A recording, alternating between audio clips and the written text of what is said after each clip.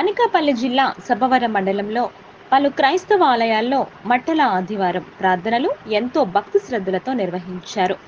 మండల కేంద్రమైన సబ్బవరంలో Roman Catholic చర్చిలో నిర్వహించిన ఈ వేడుకలకు ఇక్కడ పారిస్ ప్రీస్ట్ థామస్ పుల్కల్తో పాటు విశాఖ ఆటోనగర్ విచారణకు చెందిన ఫాదర్ జోసెఫ్లు పాల్గొన్నారు.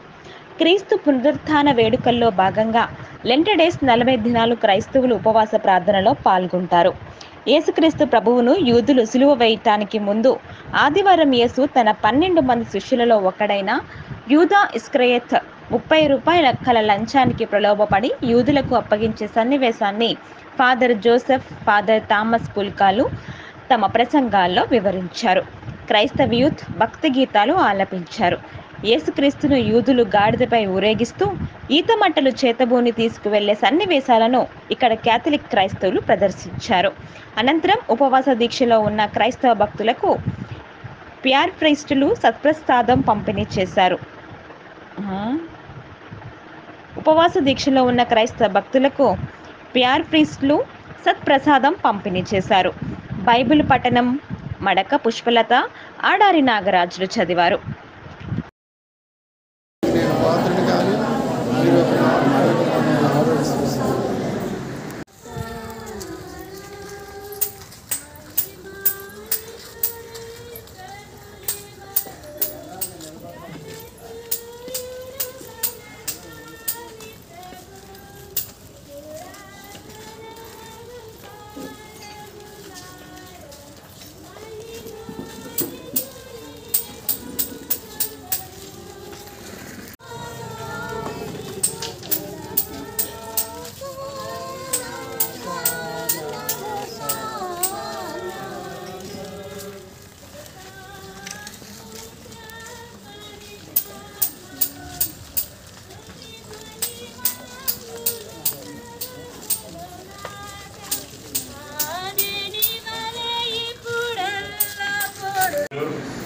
ముఖ్యముగా పౌత్రము నీవు దేవమాత మరియ మాతతోను వెన్నెలేని నీ అపోసరులతోను వ్యవస్థతోను నిజపగారితోను సహోదరులతో పాటు మమ్మును మోక్ష భాగ్యమునకు వారసులను చేయము.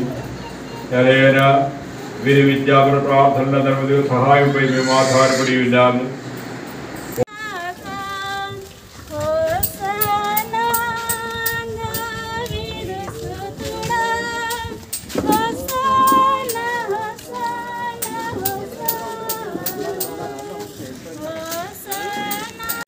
దయచేసి గమనించండి, దివ్య సప్రసాద సమయము.